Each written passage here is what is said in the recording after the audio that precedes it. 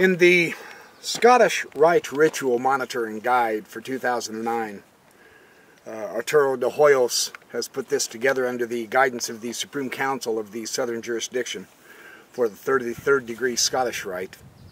He included 3 essays by Albert Pike, and these essays are really excellent food for thought. And I want to share one of the ideas on page 43. Now, I was talking with my fellow Masonic brother Paul Alexander the other day, and we were talking about the Master Craftsman's Course, which this book is a guide through. It's like receiving your master's or your PhD in Freemasonry going through this course. It's an outstanding intellectual feast, not to mention the spiritual growth you'll obtain through going through this course. And he mentioned this concept, he mentioned this idea on page 43, how it really struck him. And I'm not trying to take away his thunder. I will acknowledge he acknowledged it, sure, because I noticed it also. And it's so good I want to share it with you as an idea for Freemasons to think about, to ponder. It's a beautiful thought. He's talking about some of the aspects of Freemasonry. To learn and to do.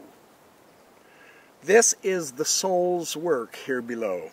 The soul grows as truly as an oak grows.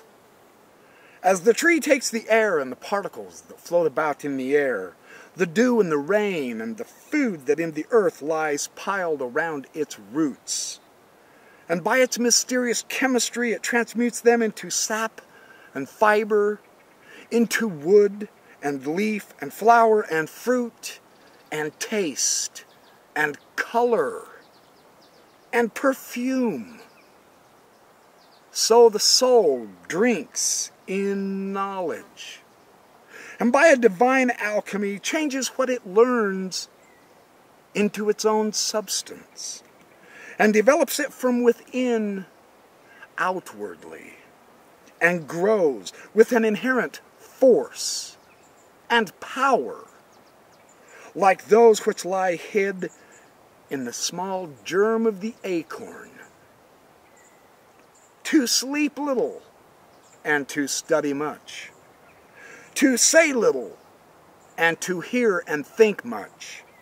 To learn that we may be able to do, and then to do, earnestly and vigorously, whatever is required by duty, by the interests of our fellows, our country, and mankind.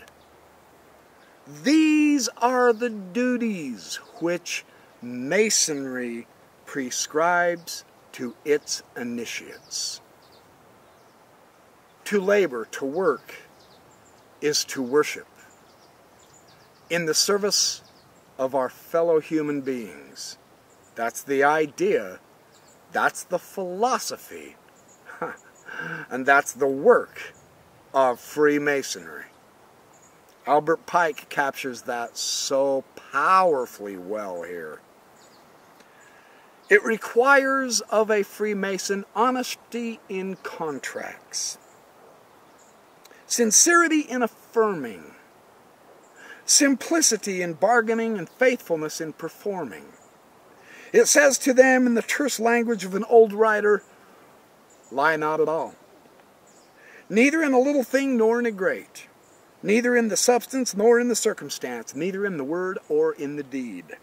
That is, pretend not what is false, aver not what is untrue, and let the measure of your affirmation or denial be the understanding of your contractor. In other words, the fine small print that we see on so many of these contracts and lawyer agreements and things that we have in business, forget all that noise. Get back to the basics of honesty. Get back to the basics of being truthful, of being accurate, of being knowledgeable, and of being good. Now, this is a tough one in our society. Not all of us have always been honest. I'll be the first to admit I have faults also. I'm not perfect. I'm nowhere near perfect. But to have the ideology to begin on the path and make attempts and strides toward that noble goal. This is what Freemasonry is all about. To put back into the world the good that should naturally be here anyway. Otherwise, our civilization cannot last. It is in the basic principles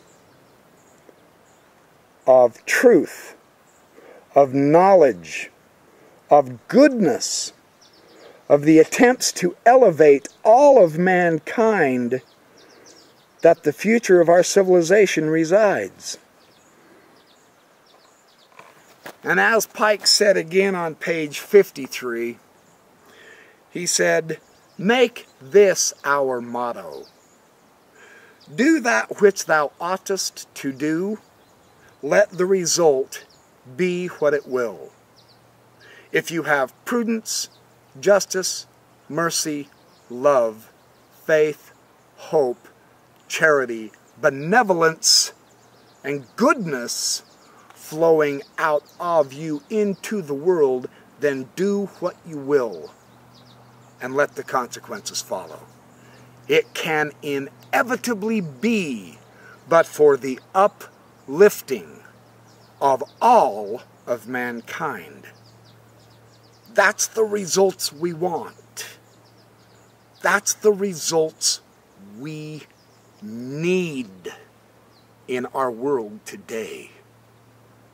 And if it is to be, it is up to me.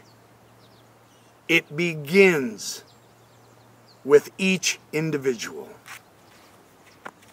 I believe that's what Pike would agree with.